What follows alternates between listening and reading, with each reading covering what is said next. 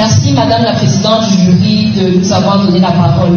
Madame la Présidente du jury, honorable membre du jury, nous sommes Baboke Tambulo et Eden Indira. Le travail que nous avons le prestigieux honneur de soumettre à votre appréciation en ce jour, en vue de l'obtention du diplôme de docteur en médecine générale, s'intitule « Devenir et qualité de vie des patients opérés pour malformation vasculaire intracrânienne à l'hôpital général de Yaoundé ». Ce travail a été encadré par le professeur Djenche Vincent de Paul et le docteur Oumarou Aman Nassouri.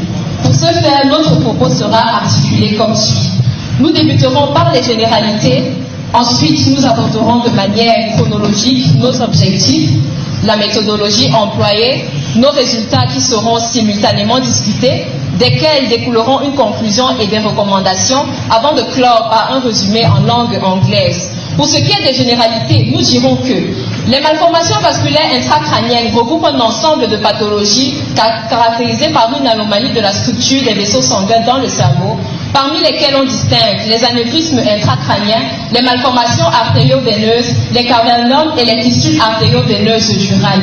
La qualité de vie, quant à elle, est la notion centrale de notre étude et se définit comme une perception subjective et une évaluation multidimensionnelle du bien-être prenant en compte des critères sociaux, environnementaux et personnels. On considère généralement qu'elle s'organise autour de 4 domaines principaux, notamment la santé physique, la santé mentale, les relations sociales et l'environnement au sens large. Passons maintenant à l'épidémiologie.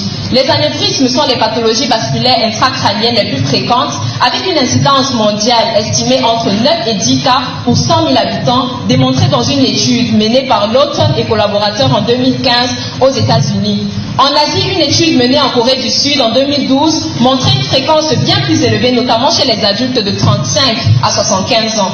En Europe, jusqu'à 2% des cas sont révélés à l'autopsie dans une étude menée par Benassi et collaborateurs.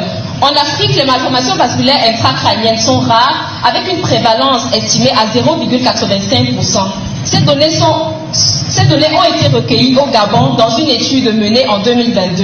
Et enfin, au Cameroun, selon une étude récente menée par Djenche et collaborateurs, sur 30 cas d'hémorragie sous-arachnoïdienne, 26 étaient dus à des anévrismes et 4 à des malformations artério-veineuses.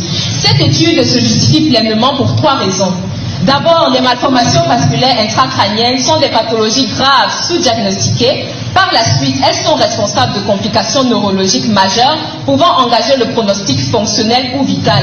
Et enfin, dans notre contexte, on dispose de très peu de données locales permettant d'évaluer leur prise en charge et leurs conséquences post-opératoires. Il nous est donc paru judicieux, dans le but d'apporter notre modeste contribution, de mener une étude dont l'objectif général était d'évaluer le devenir et la qualité de vie des patients opérés pour malformations vasculaires intracrâniennes à l'hôpital général de Yaoundé.